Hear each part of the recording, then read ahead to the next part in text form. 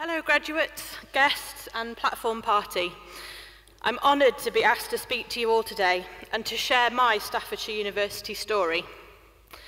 I've never done anything in the expected order or in the usual way. Life always seems to throw up an unexpected plot twist or an opportunity too good to miss, which has always diverted my path. My start at Staffordshire University was no different. A spontaneous but resolute decision to follow a long-held desire to study forensic archaeology, a Google search, a hopeful phone call a week after the academic year had already started, and an email inviting me to attend my first lecture in 2 days' time. I'd done okay at school, dropped out of my A-levels, gained my undergrad degree as a mature student, having my youngest child halfway through my final year. When I started my master's at Staffordshire University, I was still convinced that my first-class degree had been a fluke, but I was ready to enjoy the process of learning with no expectation of academic success or faith that I could be a serious contender for a life of academia. What I'm actually graduating from Staffordshire with is so much more than I could have hoped for when I tentatively made that phone call back in 2018.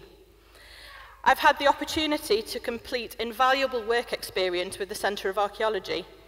I've attended an underwater archaeology course through a student bursary from Staffordshire, which allowed me to volunteer with the Marine Archaeology Trust, diving the Mesolithic Baldner Cliff site in the Solent.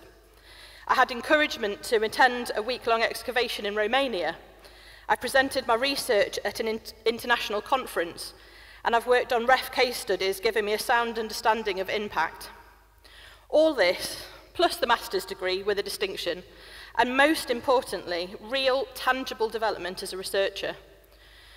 Without these research skills, and almost as crucially, without the growth in my confidence to apply them, I wouldn't now be starting my second year of a PhD at Keele.